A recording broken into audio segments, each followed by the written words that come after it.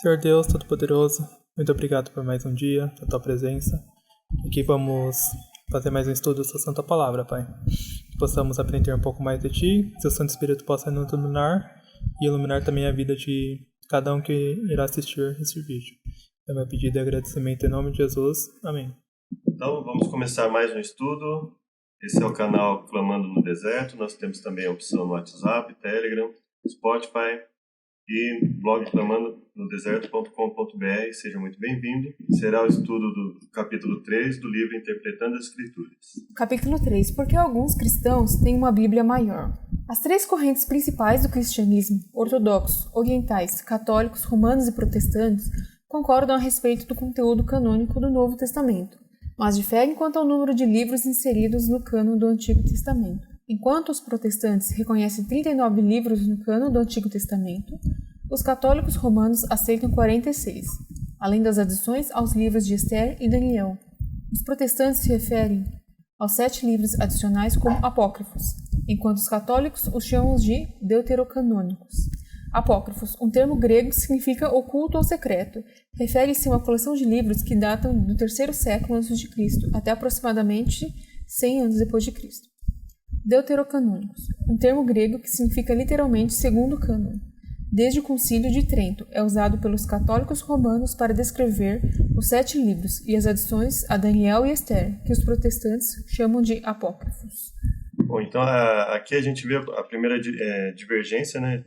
E eu acredito até que a gente chegou a comentar, acho que no estudo anterior, né, sobre essa questão de livros a mais nos católicos, né? Então, nós chamamos de apócrifo pelo sentido, no sentido de que nós não os aceitamos como um livro a ser difundido como no mesmo nível de inspiração dos outros livros da Bíblia, né? E os católicos, eles já dizem que seriam um complemento da lista de livros inspirados, de Gênesis a Malaquias, né? E que merece fazer parte com a mesma autoridade que os outros livros. Então, basicamente, essa é uma das diferenças entre os católicos e os protestantes, né? A quantidade de livros, e inclusive eles deixam alguns desses livros, inclusive, para justificarem algumas doutrinas que os católicos possuem, né? Justificar como sendo de acordo com a Bíblia, tendo em mente esses livros acrescentados, né?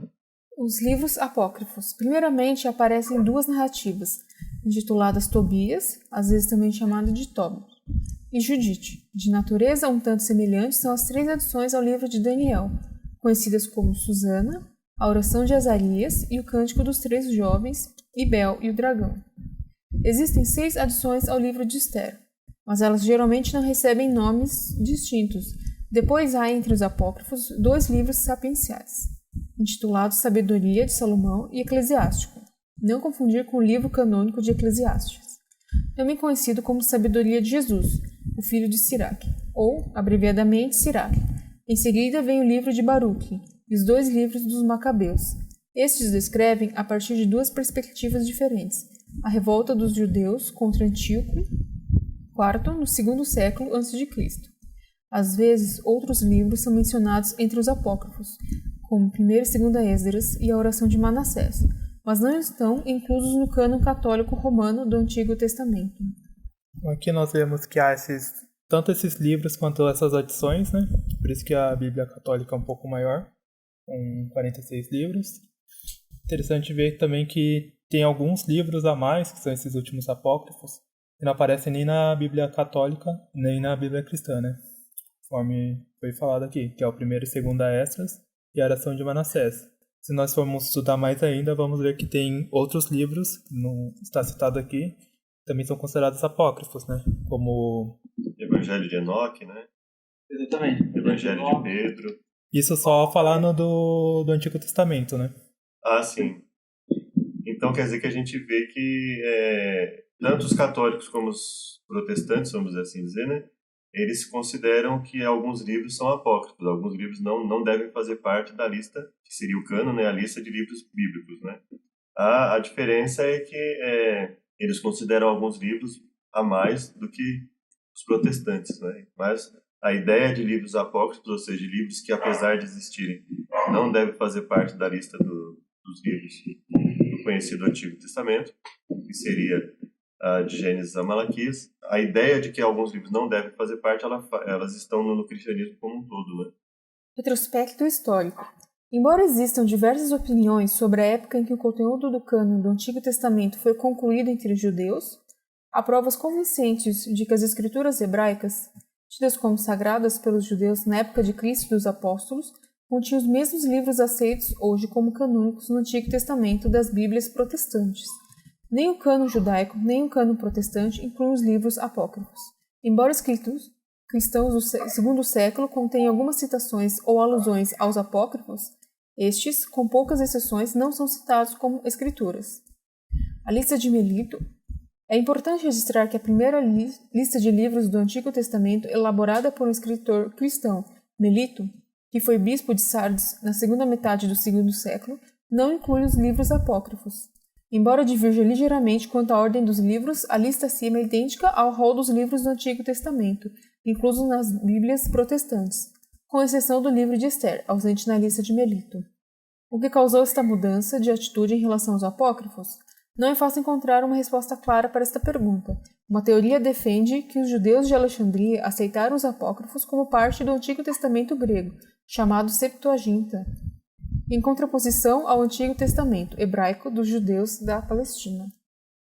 Interessante a gente ver aqui que, na época ali dos apóstolos, né, eles também não incluíam, né, nenhum desses livros apócrifos, né, nem mesmo eles usavam, né. E esse aqui de Melito, que não inclui Esther, não é esse que não cita Deus, uma coisa assim, que também... É o livro de Esther, né? O de Esther, né? Uhum. Isso, de Melito também, né? Não, apesar dele conter uma história que exalta ao Deus de Israel, né, ele não cita nominalmente, né, nada que basicamente seria atribuído ao nome de Deus. E aí ficou essa dúvida quanto ao livro de Esther, assim como também com relação ao que nós conhecemos como Novo Testamento, a questão de Tiago, por exemplo, né, aquela questão, né, e aí, ficamos com Paulo, que ensina a justificação pela fé sem obras da lei, ficamos com Tiago, que ensina a justificação pela fé com as obras da lei. Foi uma divergência de pensamento, mas que na prática era a mesma coisa, era uma diferença mais técnica. Então, assim, alguns motivos que fizeram com que houvesse dúvida sobre se deveria fazer parte dos livros da Bíblia ou não, né? Então, a gente vê que existe às vezes um certo problema em analisar só historicamente, né? Porque se a gente analisar historicamente, se fosse se prender a lista de Melito, por exemplo, ele não inclui os apócrifos, mas ele fala, a lista acima é idêntica ao rol dos livros antigos incluídos nas Bíblias protestantes, com exceção do livro de Esther, ausente na lista de Melito. Então, quer dizer, nós teríamos um problema aí se nós fôssemos abordar historicamente e fôssemos buscar, por exemplo, vamos pegar os mais antigos, como é que funcionava, né? Vamos pegar alguém importante de uma determinada época. Então, eu vejo que a melhor forma de nós estabelecermos os apócrifos, além de analisar a questão de se era usado ou não no cânon judaico, entender que não fazia parte do cânon judaico nos ajuda a ver que mesmo eles não aceitavam, né? Eles tinham uma lista, pelo menos vamos dizer assim, se a gente for pegar uma lista mais tradicional de livros, né? Porque aí os judeus também, eles começaram, eles tanto pegaram outros escritores, né? Fora, eles não têm um cânon necessariamente, um outro cânon, mas se a gente for analisar muitos grupos de fala judaica, quando eles vão falar da Bíblia, muitas vezes eles não fazem necessariamente uma interpretação bíblica, né? Muitas vezes eles se prendem aos escritores. Então, eles falam do Talmud, eles falam de outros livros de intérpretes judeus, e muitos cristãos acabam fazendo isso também, né?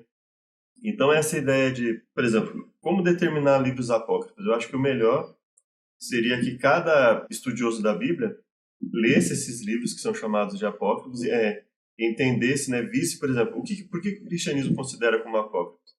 Existem ensinos que não estão de acordo com o restante de livros, que nós queremos serem os livros inspirados. Então, esse seria o principal motivo, né? Os ensinos não casam. Então, eu teria um ensino ali que não é visto em lugar nenhum, só é visto ali, e muitas vezes é contrário ao que está escrito, né? A tendência natural dos estudos. Então, isso é um certo problema, né? Mas hoje, essa questão de livros apócrifos ou não, existe um outro problema também, que é, vamos dizer assim, a terceirização da interpretação. Então, as pessoas elas não buscam mais interpretar a Bíblia dentro do estudo bíblico, né? eles simplesmente reproduzem, ao invés de usar, por exemplo, o comentário bíblico, um dicionário bíblico para auxiliar no estudo, eles usam aquilo meio que como um argumento de autoridade. Então, por exemplo, eu, Marcelo, não tenho autoridade eclesiástica, eu não sou famoso, não tenho curso de teologia, então eu vou usar alguém que é reconhecido no mundo da interpretação bíblica, por exemplo, o comentário bíblico. Então isso atrapalha um pouco, né? Então, e muitas vezes essa questão dos apócrifos acontece isso. Muitas pessoas acabam citando os apócrifos como um complemento da Bíblia e até um intérprete da Bíblia, né? No lugar da própria Escritura, né? A Reforma Protestante e os apócrifos. O apelo de Martinho Lutero à Bíblia Sagrada como a autoridade final pela qual todas as doutrinas e todos os ensinamentos deviam ser avaliados trouxe novamente à tona a questão de saber quais os livros que constituíam a Sagrada Escritura. Em sua tradução da Bíblia para o alemão, publicada em 1534, Lutero pôs os livros apócrifos em uma seção à parte, intitulada Apócrifos. Esses livros não devem ser igualados às Escrituras, embora sejam úteis e próprios para a leitura. O Concílio de Trento e os Apócrifos.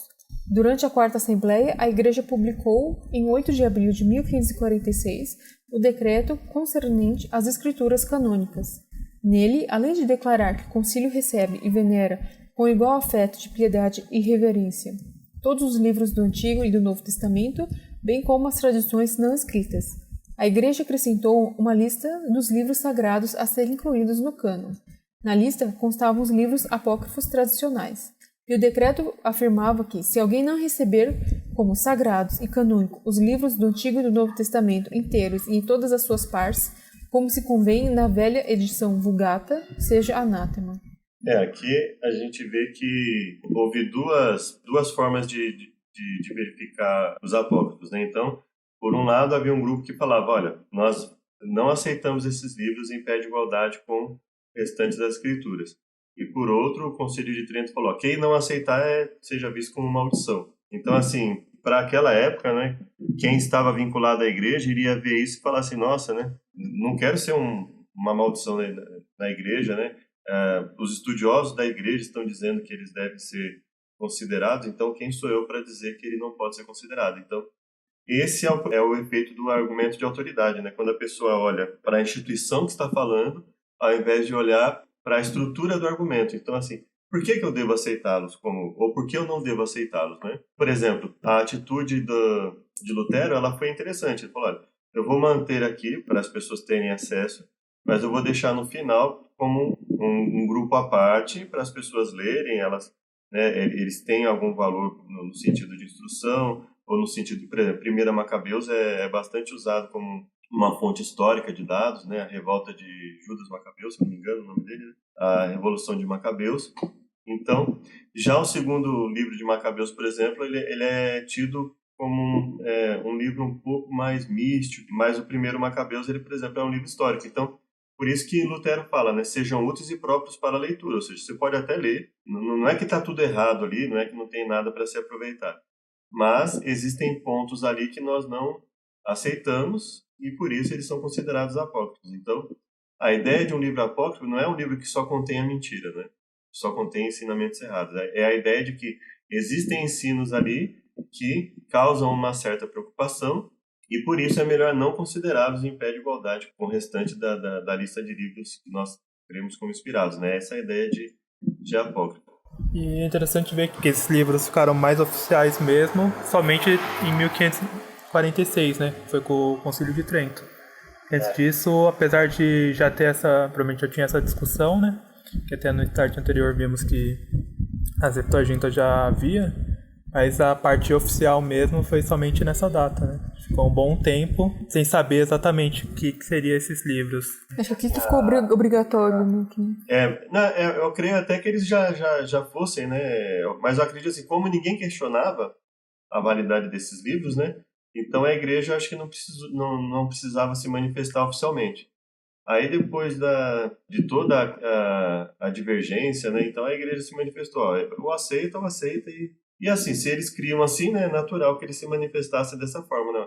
Quem não receber, por quê? Porque para eles, por um lado, né, é interessante que assim, para os protestantes era o seguinte, aceitar livros que tinham ensinamentos que não coincidiam com o restante da Bíblia era o equivalente a fazer acréscimos. Isso era errado. Para aqueles que aceitavam os apócrifos, retirar, eles estariam indo porque a Bíblia fala, né?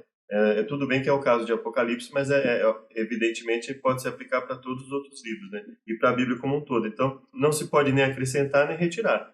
Se você acrescenta algo ao ensinamento, você pode prejudicar a qualidade dele.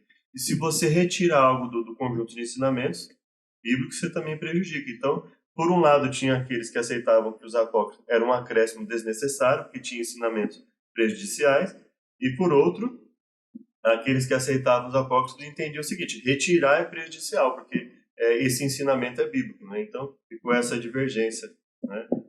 Razões para rejeitar os apócrifos.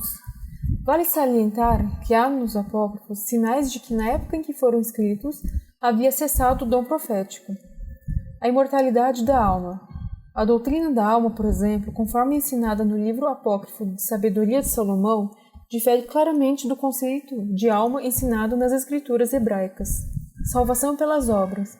Outro ensinamento presente em alguns apócrifos, mas contrário à escritura sagrada, é a sua doutrina de expiação.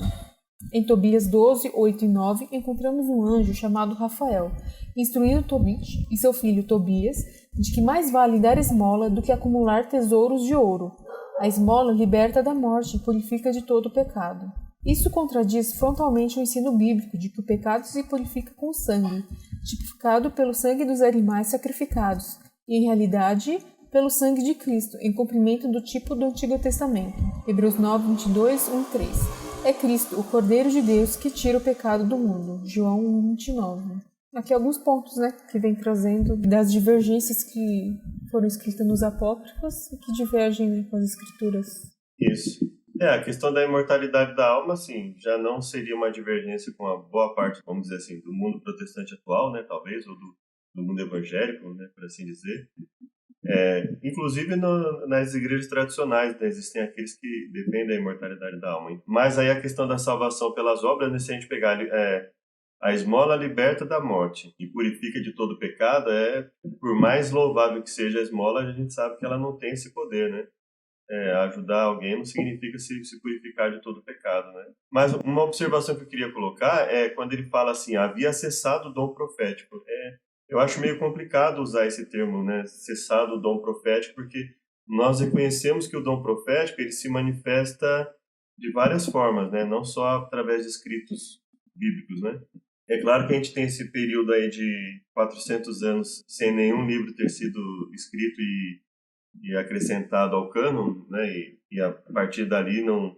Mas eu acho difícil usar essa expressão, havia cessado o dom profético. Nós reconhecemos, por exemplo, que houve profetas na Bíblia que se manifestaram e não fizeram nenhum livro, mas eles estão relatados nos livros que nós consideramos como sagrados, né? Eu acredito que assim, eu não usaria o termo havia cessado o dom profético, mas assim, seria difícil encontrar algum escrito que pudesse ser igualado ao dom profético anterior, né?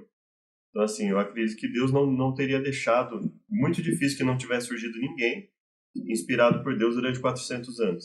Mas não necessariamente que tenha surgido um livro sagrado nessa época, né? O interessante aqui da imortalidade da alma é que o livro intitulado Sabedoria de Salomão, se eu considerar que esse Salomão foi o mesmo que escreveu, por exemplo, o livro de Eclesiastes, então seria o próprio Salomão contradizendo a si mesmo, né?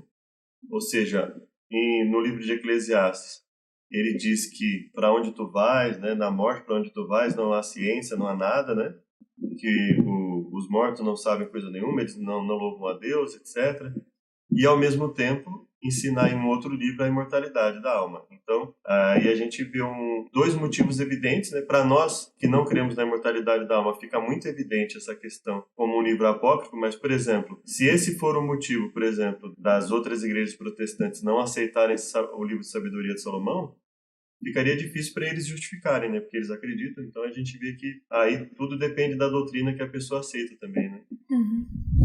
Essa parte aí do começo que fala que há nos apócrifos sinais de que na época em que foram escritos havia cessado o dom profético. Aqui no livro ele cita Daniel 3,38, da oração dos 3 jovens, que diz o seguinte: não há neste tempo chefe, profeta ou liderança. Isso obviamente não está em harmonia com o relato bíblico, porque havia pelo menos 2 profetas no momento da suposta oração. Daniel na corte de Nabucodonosor e Ezequiel entre os exilados. Acho que nesse ponto que está falando que não havia. Na época que eles oraram, não havia o dom profético, entendeu? Isso está indo contra. Isso, só que aí ele está citando uma oração que é relatada num livro apócrifo, né? Isso, exatamente. Isso. Então, assim, só que como o autor coloca, há nos apócrifos sinais de que na época em que foram escritos havia cessado. Então, assim, a gente não pode, por exemplo, usar um livro apócrifo para fazer uma afirmação, sendo que nós não aceitamos o livro apócrifo como inspirado, por exemplo, né? Então, esse é um dos motivos dele falar que devemos rejeitar esses apócrifos, entendeu? Outras contradições. Eclesiástico 46, 23. Falando sobre o profeta Samuel, diz que, mesmo depois de adormecido, profetizou, tornando conhecido e mostrando ao rei Saul o fim de sua vida. Levantou da terra sua voz na profecia para apagar a iniquidade do seu povo. O texto se refere, obviamente, à mensagem dada pela feiticeira de Endor ao rei Saul, uma mensagem enviada supostamente pelo falecido Samuel. Porém, o Antigo Testamento ensina claramente que os mortos não sabem de coisa alguma, e que para o sempre eles partem em coisa alguma do que se faz debaixo do sol. Eclesiastes 9, 5 e 6. O espírito que se comunicava com a bruxa e o rei Saul não era o espírito de Samuel, mas sem dúvida o espírito da mentira, de um anjo caído. Inexatidões históricas. Além das contradições teológicas referidas, há nos apócrifos muitos erros históricos. O livro de Judite, por exemplo, é crivado de imprecisões históricas. Em Judite 1.1, afirma-se que Nabucodonosor reinava sobre os assírios em Nínive, a grande cidade, nos dias de Arfaxade, rei dos Medos, em Ecbatana.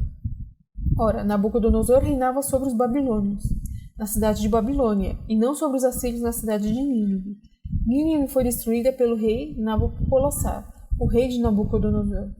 Embora possa haver motivos válidos para o estudo dos livros apócrifos ou deuterocanônicos a partir de uma perspectiva histórica, não existem razões justificáveis para incluí-los nas escrituras inspiradas por Deus, consideradas pelo apóstolo Paulo como capazes de tornar o crente sábio para a salvação pela fé em Cristo Jesus, e úteis para o ensino, para a repreensão, para a correção, para a educação na justiça. Aqui as outros pontos que eles vêm falando. De erros históricos e também ali de que o espírito de Samuel voltou, né? Voltou assim, então o espírito estava vivo e veio falar com o Saul, né?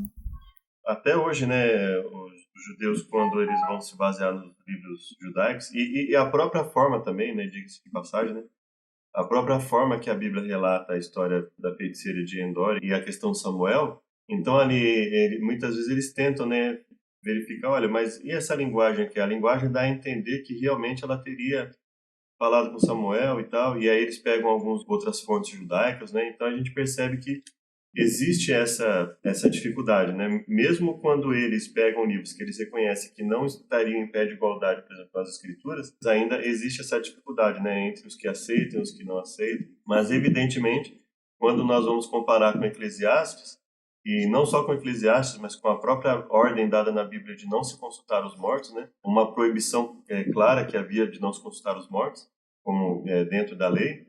Então a gente percebe que é muito mais coerente nós entendermos essa passagem como uma forma de escrita em que todo o simulacro ali, toda a simulação, era como se Samuel estivesse ali, na verdade não estando, né? Mas era uma imagem vívida ali, era como se o próprio Samuel estivesse ali, né?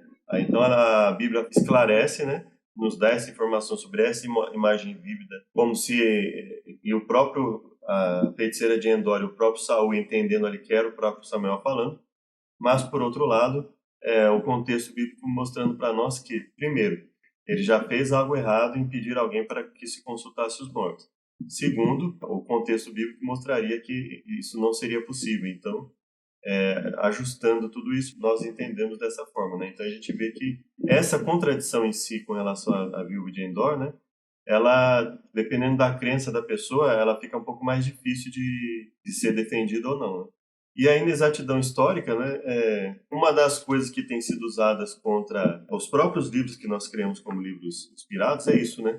por exemplo, questiona-se não só a inexatidão histórica, mas a data correta dos livros, né? Então, ter mais um livro que traria uma dificuldade muito maior para nós em defender a inspiração da Bíblia, a exatidão bíblica em muitos aspectos, ainda que houvesse um ponto impreciso aqui ou ali, que fosse um ponto pouco relevante no contexto bíblico, né?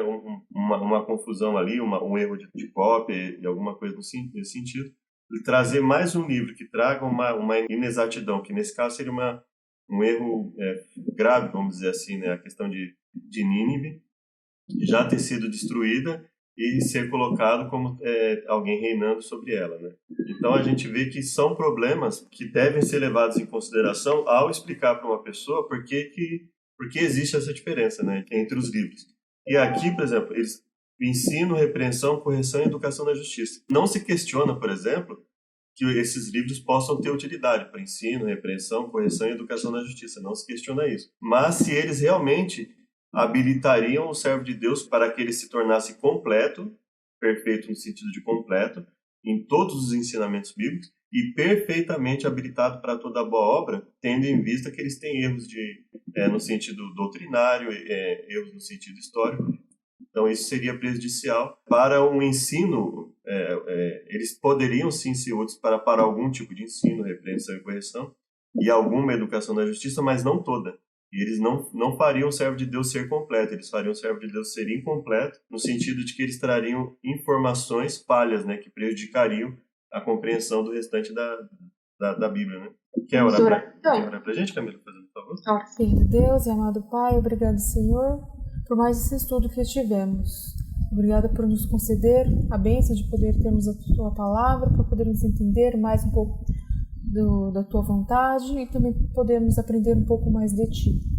Ilumina nossa mente, que Teu Espírito possa se fazer presente sempre em nossas vidas, para que possamos estar abertos a essas informações, possamos também estar ensinando e repassando essas mensagens de forma correta e coerente.